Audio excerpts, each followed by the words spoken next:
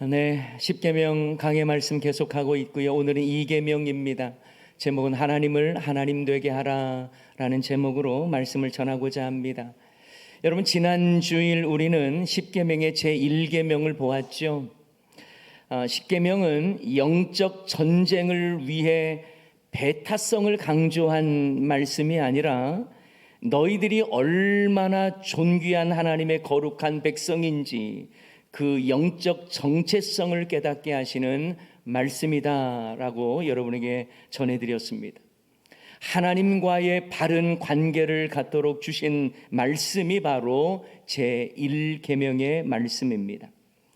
그래서 제1계명은요, 배타성이 아니라 그들이 얼마나 고귀한지에 대한 정체성을 일깨워주는 계명이라고 이해하시면 될 것 같습니다. 자, 그런데 하나님께서 언약 백성으로서의 그 대상, 여러분, 그들은 탁월하고 특출난 민족이 아니었습니다. 애굽에서 종노릇 하던 무기력한 자들을 하나님께서 구원해 내셨죠. 그리고 약한 자를 강하게 하시는 하나님께서 하나님 되심을 친히 보여주셨습니다. 그리고 그들에게 거룩한 백성으로 살아가는 법을 주셨습니다.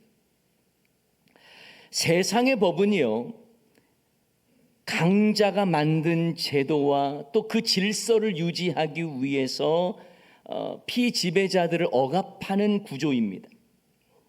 하지만 십계명은 힘없는 백성들을 하나님께서 지키시고 보호하시겠다고 하는 이 목적이 담겨 있어요.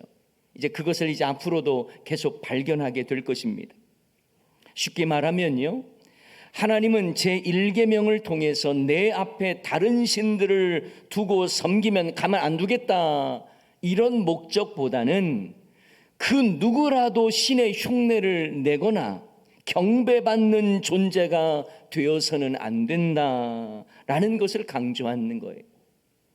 그래서 제1계명이 무너지면요, 이스라엘도 황제처럼 숭배받으려 하는 자들이 생겨나겠죠. 마치 바로왕처럼 말입니다. 이처럼 하나님은 왕이 신처럼 군림하고 신의 흉내를 내는 것을 막고자 하셨습니다. 이런 점에서 하나님은 스스로 높임을 받으시겠다라고 하는 목적보다는 어떤 권력자도 신이 되어서는 안 되도록 제1계명, 제2계명도 주신 거예요.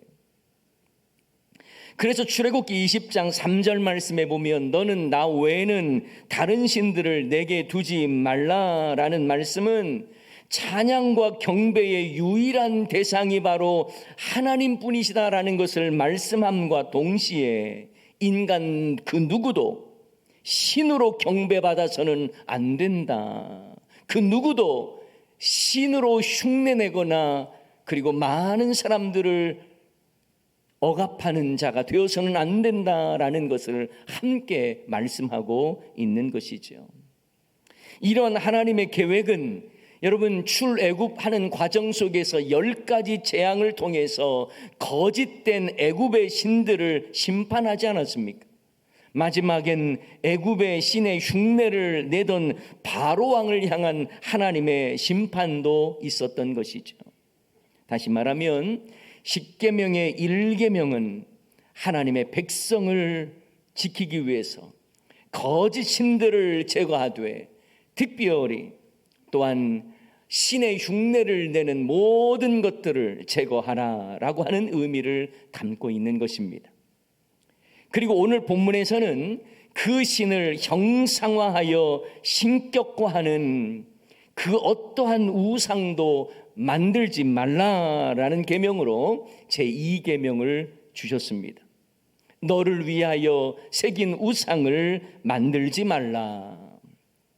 그런데 여러분, 오늘 본문의 2계명에서 우상의 개념을 마치 형상이나 어떤 조형물의 개념으로만 만들지 않으면, 내가 그거 만들어서 그 앞에 절하지 않으면 나는 상관없이, 나와 상관없는 계명이야, 이렇게 생각할 수도 있을지 모르겠습니다. 그래서 많은 현대인들은 심지어 성도들 중에도 우상 숭배에 대한 이 계명은 나하고는 상관없는 계명이다, 다른 사람의 문제야라고 생각하는 경향이 있습니다. 물론 여러분의 가정에 우상을 가져다 놓고 거기에 절하는 분 없겠지요. 집에 여러분 부처상이 있거나 부적이 곳곳에 부착되어 있거나 집에 신주단지 모시고 계신 분 있습니까? 설마 그런 분 없겠지요. 하기야 간혹 교회 다니는 분들 중에도 집에 눈이 부리부리한 달마도를 걸어놓는 경우도 있더라고요. 달마는 인도에서 중국으로 불교를 전한 고승 아닙니까? 그거를 성도의 집에 걸어놓으면 안 되지. 성도의 집 앞에 입춘대길이 웬 말입니까? 네. 그런 것도 성경적이지가 않아요. 그런데 우리가요, 그런 것들만 안 하면 나는 제 2계명 잘 지키고 있다, 이렇게 생각하는 분 혹시 계십니까? 그런데 여러분, 우리의 환경에 보이지 않고 드러나지 않는 우상, 그거 여러분 없습니까? 사실 요즘은요, 우상이라고 하는 개념 자체가 아주 좋은 개념으로 사용되고 있는 현실을 보게 됩니다. 이런 말 들어보죠. 당신은 나의 우상입니다. 이 말은 내가 당신을 정말 존경하고 따르는 사람입니다. 나 따르고 싶습니다. 이런 의미를 담고 있겠죠. 게다가 요즘 인기 가수나 댄서들을 향해서 10대들이 뭐라고 부릅니까? 아이돌이라고 불러요. 사실 이 아이돌이라고 하는 이 영어 단어의 의미는 우상이라는 말이죠. 그리고 요즘 아이들은요, 아이들이 되려고 정말 노력을 많이 합니다. 높은 인기와 팬덤을 가진 가수를 향해서 아이돌, 나의 우상이라고 부르는 것이죠. 예쁜 여자 연예인을 보고는 또 뭐라고 부릅니까? 여신이라고도 부릅니다. 어쩌다 보니 이 시대가 우상을 추앙하고 흠모하는 분위기가 된 것 같아요. 우리가 겉으로는 형상으로 된 우상을 섬기지는 않더라도 요즘 현대를 사는 우리들에게 우상이 어떤 매력적인 요소가 되고 또 우상 숭배의 유혹에 더 많이 노출되어 있다라는 것 잊어서는 안 되는 겁니다. 여러분에게 우상은 무엇입니까? 우리가 지난 주일 말씀을 통해서 보았던 신의 개념도 우상과 연결이 됩니다. 그래서 돈이 신이면서 우상이지요. 자식이 신이면서 우상이기도 합니다. 인간의 욕망이 신이면서 또한 우상이기도 합니다. 여러분, 그래서인지요, 이 1계명과 2계명을 이렇게 분리하지 않는 경우들이 있어요. 특별히 캐톨릭에서는요, 다른 신들과 우상의 개념을 따로 구분하지 않습니다. 여러분, 캐톨릭에서는 1계명과 2계명을 하나의 계명으로 이야기합니다. 출애굽기 말씀과 신명기 말씀에 10계명 나올 때에 첫째는 뭐다, 둘째 이렇게 설명되어 있지 않거든요. 그리고 어떻게 분리하느냐에 따라서 그래서 계명의 순서가 달라지는 경우들도 있는데, 캐톨릭에서는 1계명과 2계명을 하나로 봅니다. 기독교에서는 1계명을 너는 나 외에는 다른 신을 내게 두지 말라, 2계명은 너를 위하여 새긴 우상을 만들지 말라, 이렇게 구분해 놨잖아요.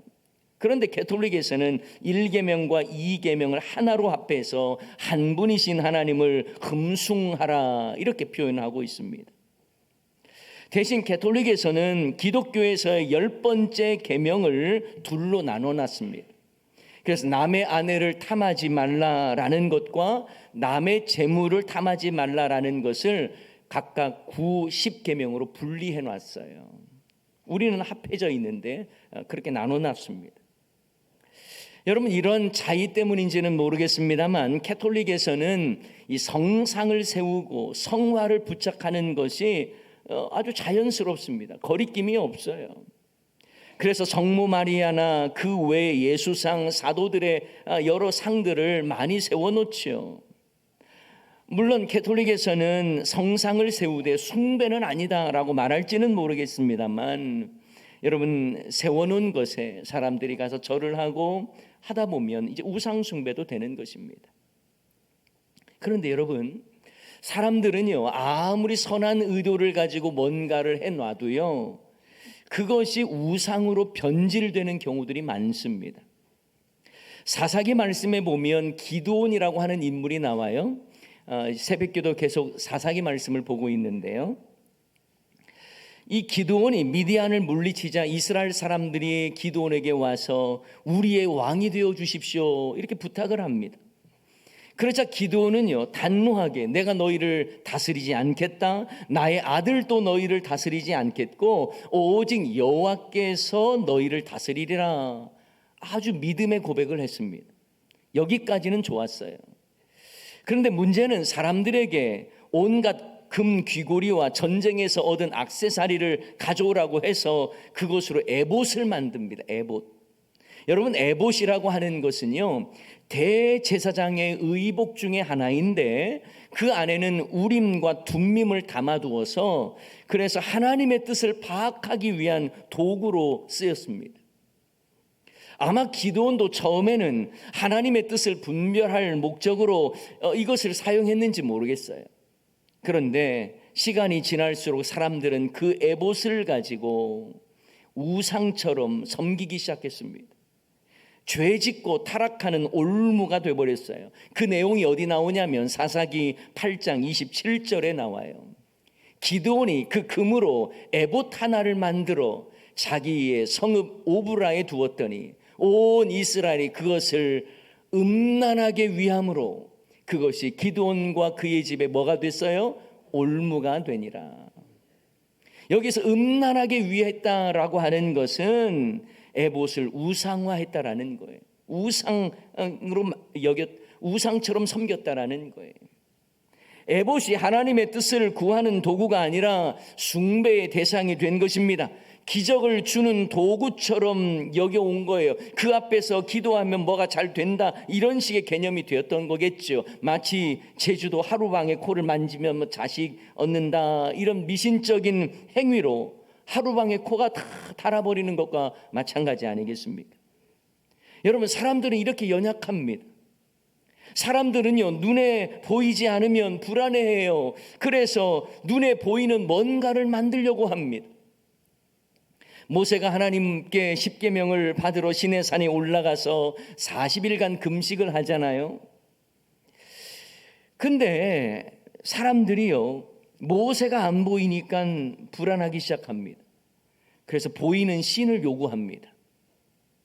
그러면 아론이 백성들을 꾸짖고 이게 무슨 악한 일이냐 말하면서 제대로 그들을 가르쳐야 할 터인데, 아론이 앞장서서 사람들에게 금고리를 가져오게 하고 금고리를 받아서 이 조각칼로 새겨서 금송아지를 만들어버려요. 그리고 백성들을 향해서 뭐라고 말하는 줄 압니까? 금송아지를 보여주면서 우리를 인도하여 낸 너희의 신이다, 이런 말을 해요. 여러분, 이처럼 사람들은요, 자신들의 이 불안한 마음을 대체할 보이는 뭔가를 요구합니다. 그래서 보이는 하나님의 개념으로 우상을 만들어내요. 그리고 그걸 신이라고 부릅니다. 그 내용이 출애굽기 32장 1절 2절 말씀에 잘 나와 있어요. 백성이 모세가 산에서 내려옴이 더딤을 보고 모여 백성이 아론에게 이르러 말하되 일어나라, 우리를 위하여 우리를 인도할 신을 만들라. 이 모세 곧 우리를 애굽 땅에서 인도해 낸 사람은 어찌 되었는지 알지 못함이라. 아론이 그들에게 이르되 너희의 아내와 자녀들의 귀에서 금고리를 빼어 내게로 가져오라. 그래 놓고 뭘 만들었다고요? 금신상을 만드는 거예요.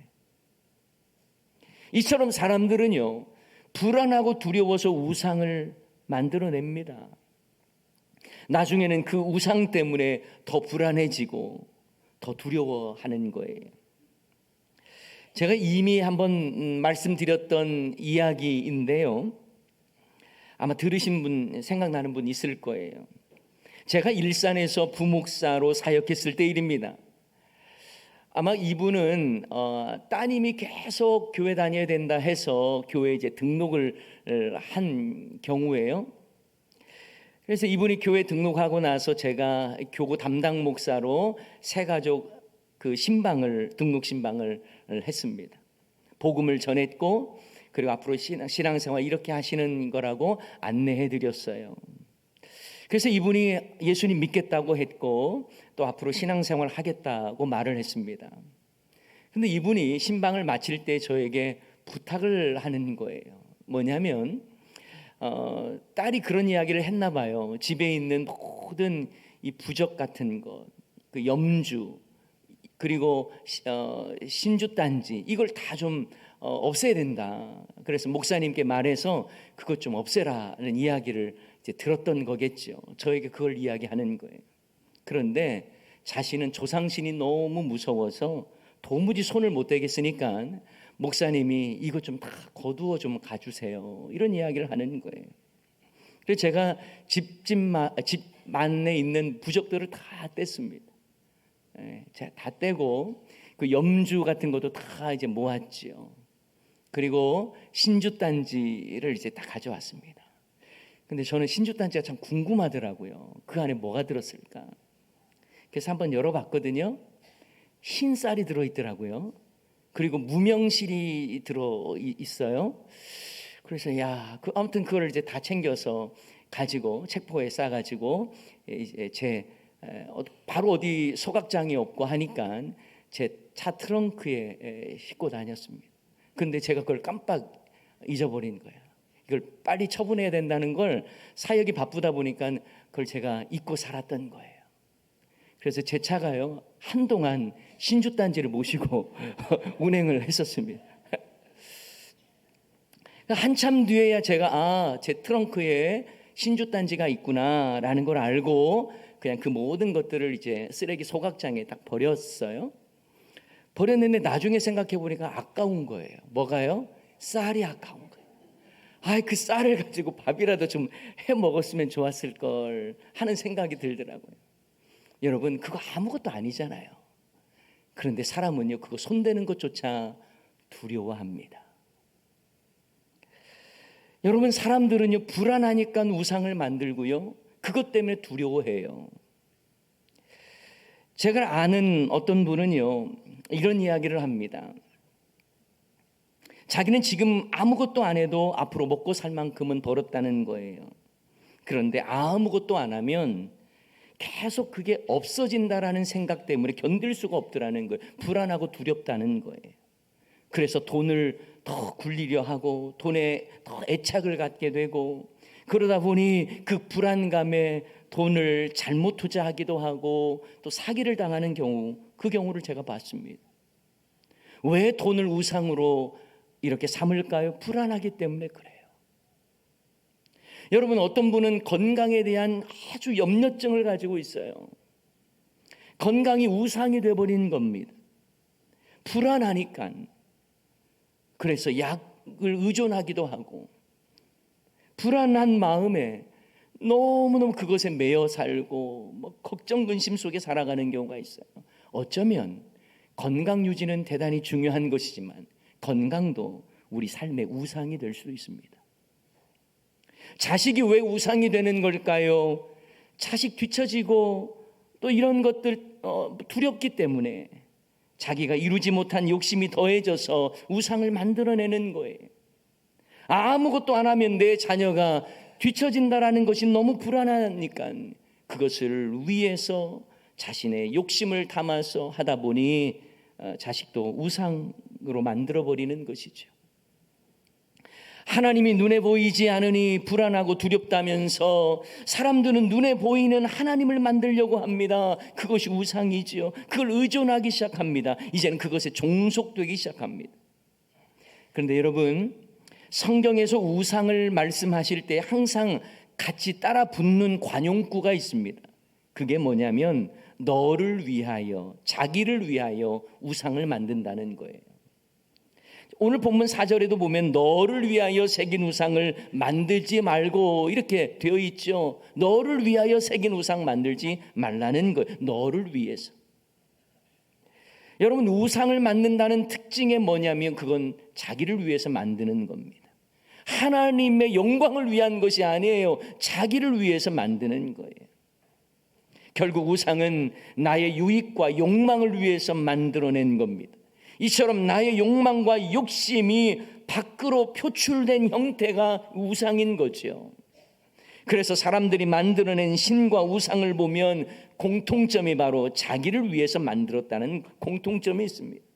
내 성공을 위해 나에게 필요한 신, 내가 필요할 때 언제나 달려와서 내 문제를 해결해 줄 신, 그래서 언제라도 하나님은 내 명예와 권력과 자식 문제와 내 성공을 위해서 들여놓은 든든한 보험 같은 신, 그것으로 생각하는 것.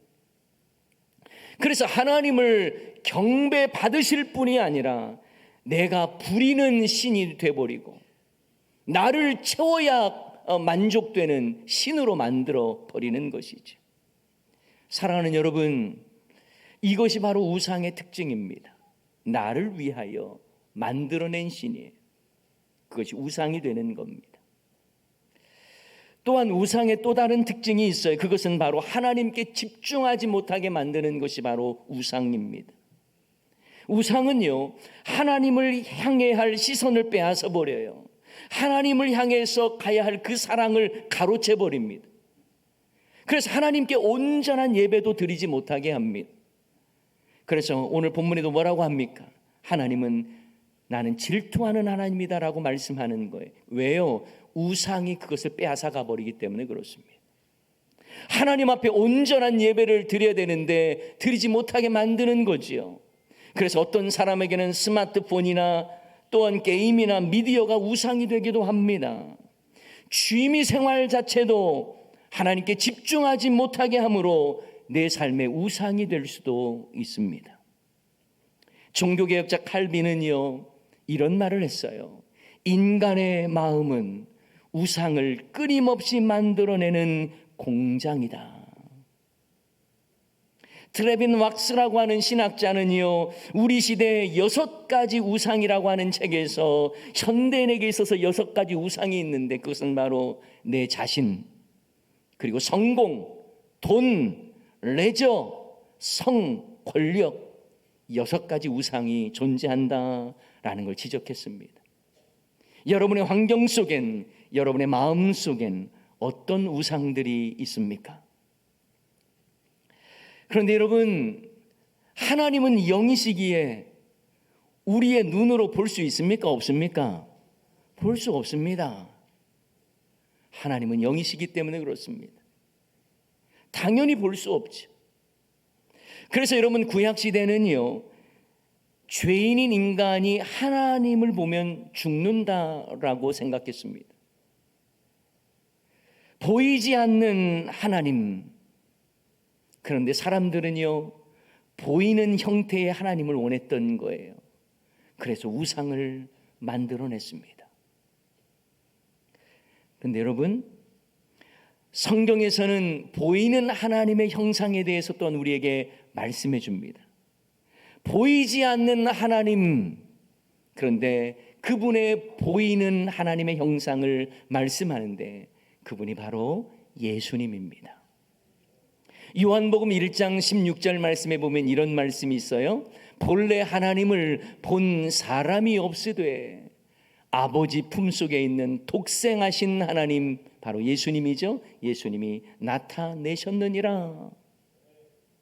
골로새서 1장 15절 말씀에도 보면 그는 예수님입니다. 예수님은 보이지 아니하는 하나님의 형상이시요 모든 피조물보다 먼저 나신 이시라. 예수님께서는요, 보이지 아니하시는 하나님의 보이는 형상이다, 이 말씀이에요. 사랑하는 여러분, 하나님을 볼 수 없으니 나 못 믿겠다라고 말씀하지 마시고 보이는 하나님으로 이 땅 가운데 오신 예수님을 믿으시기 바랍니다. 하나님을 볼 수 없으니 보이는 우상을 만들겠다 하지 마시고 내 안에 거하시는 예수의 영이신 성령으로 충만하시기를 바랍니다. 우리가 하나님을 볼 수 없으니 하나님을 믿지 못하겠다고 말씀하지 마시고, 또한 보이는 하나님의 형상이신 성도를 더욱 사랑하십시오. 성경에서는요, 우리를 하나님의 형상대로 지었다라고 말씀하지 않습니까? 그러므로 우리는 하나님의 형상대로 지음받은 존재이기 때문에 하나님의 형상을 보겠다고 하지 마시고 하나님의 형상대로 지음받은 서로의 지체를 바라보시고 서로 귀히 사랑할 수 있기를 바랍니다. 오늘 우리는 캐톨릭에서는 다루지 않는 제2계명, 너를 위하여 새긴 우상을 만들지 말라는 말씀을 보았습니다. 당연히 우리는 하나님을 대신할 그 어떤 형상도 만들어서는 안 되겠지요. 숭배를 위한 기념물을 만들어서도 안 됩니다. 뿐만 아니라 우리의 삶이나 마음 속에 존재하는 그 우상도 우리가 무엇이 우상인가를 발견하고 그것을 제거하는 삶을 살아야 하는 거예요. 절제해야 합니다.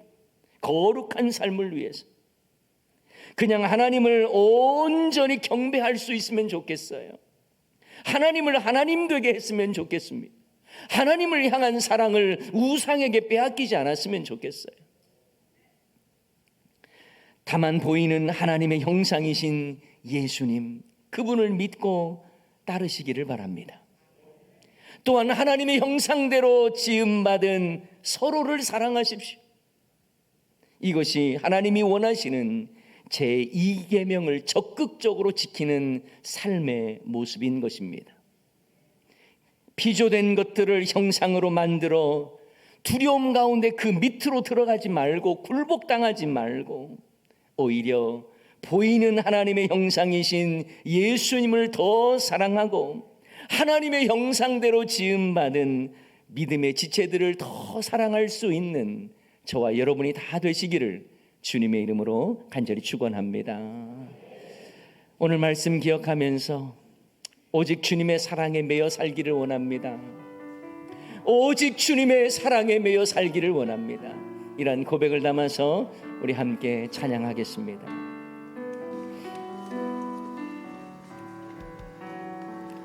오직 주의 사랑에 매여 내 영 기뻐 노래합니다.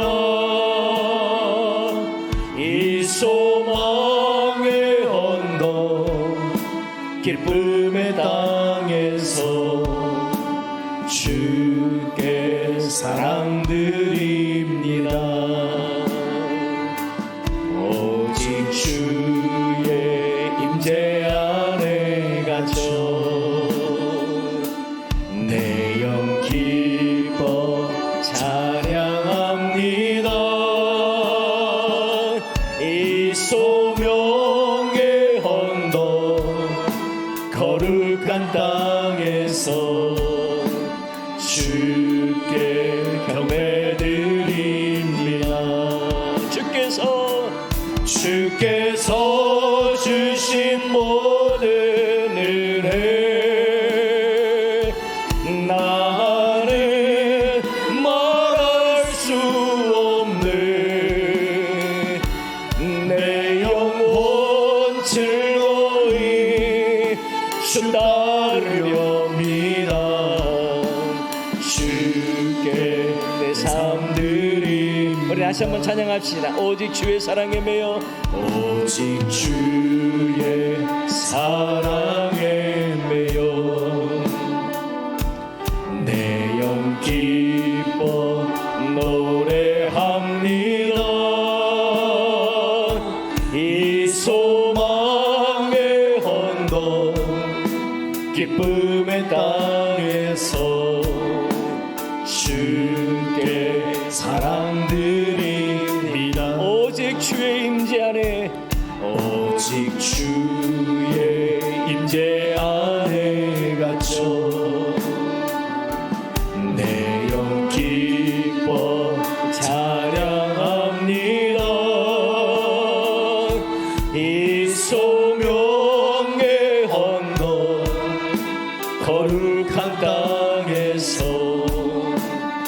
주께 경배드립니다. 주께서 주신 모든 은혜 나는 말할 수 없네. 내 영혼 즐거이 주 따르렵니다. 주께 내 삶을 주께서 주신 모든 은혜 주께서 주신 모든 은혜 나는 말할 수 없네. 내 영혼 즐거이 주 따르렵니다. 주께 내 삶 드립니다. 사랑하는 여러분, 10계명의 제2계명 속에는 나는 너를 너무 사랑한다 라고 하는 하나님의 고백이 담겨 있어요. 너는 우상에게 나를 향한 그 사랑 빼앗기면 안 된다. 내가 너를 얼마나 사랑하는 줄 아니? 내 마음에 질투하는 마음이 들 정도로 내가 너를 사랑해. 그렇게 말씀하시는 거예요. 여러분, 우리에게 우상의 존재가 비록 무언가를 만들지는 않았다 할지라도, 그 앞에 절하지는 않았다 할지라도 우리 안에 얼마나 많은 우상들이 있습니까? 그것 때문에 주님을 향한 마음이 온전히 연락되어지지를 못하고 내 자신을 위하여, 나의 욕심을 위하여 만들어 놓은 우상이 얼마나 많아요. 그거 내려놓고 하나님의 형상이신 예수 그리스도, 보이는 하나님의 형상 예수 그리스도, 그리고 하나님의 형상대로 지음받은 우리 더 사랑하며 더 이해할 수 있고 더 따를 수 있는 그런 우리들의 모습들이 되기를 소원하면서, 오늘 말씀 기억하면서 이 말씀이 내 삶에 적용되기를 원합니다. 주님을 온전히 섬기며 하나님을 하나님 되는 삶을 살겠습니다. 이런 고백을 담아서 오늘 말씀 기억하면서 다 같이 주님의 이름 한번 외쳐 부르고 통성으로 기도하기를 원합니다. 주여